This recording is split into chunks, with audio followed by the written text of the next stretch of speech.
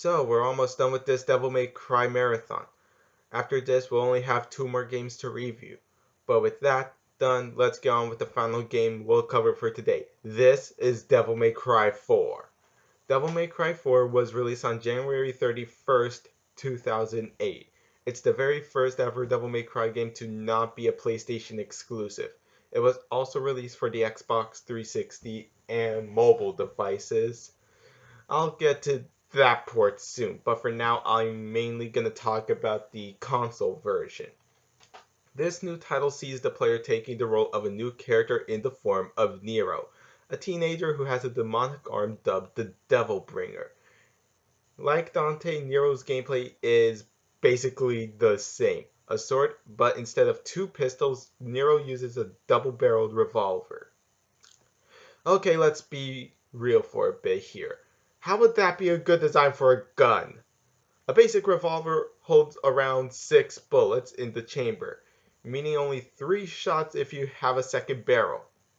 Do you kind of see my point why I find this gun's design to be dumb? Anyway, the game managed to maintain what looks like 60 frames per second. A game was released over 11 years ago and it managed to run at a smooth 60 frames per second. That's an achievement worth bragging about. Now let's talk about the gameplay. It's basically the same, except you're controlling a different character for most of the game. Nero is actually one of my favorite characters to play as, before getting shunned by a certain other character, but we'll talk about him for the finale. As for the iOS version of Devil May Cry 4 titled Devil May Cry 4 Refrain, it uses mobile device cliche number 100, using the touchscreen as a controller. I'm sure there's somebody on YouTube who already reviewed this, otherwise a pathetic excuse for a port. I cannot stand touchscreen controls unless we're talking about the PlayStation Vita, because at least that actually has touchscreen controls that are actually worth a crap.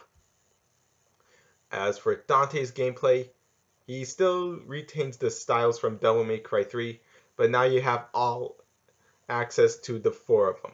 Guessing Capcom found Quicksilver and Doppelganger too OP even by Dante standards. Then give those styles to Nero. In June of 2015, there is also a remastered version called Devil May Cry 4 Special Edition. It features both the English and Japanese voices, improves the visual effects and textures, added additional costumes, and 3 bonus characters in the form of Trish, returning from the anime and Devil May Cry 1, Lady from 3 and also from the anime, and by far the one with the most meaning because he actually gives something that is worth to the actual timeline, Virgil, whose campaign takes place before Devil May Cry 3. So, does Devil May Cry 4 still hold up? Oh heck yeah, it does. Though I recommend using a walkthrough for the final third of the game when you play as Dante, because you have to go all the way back to where the game originally started.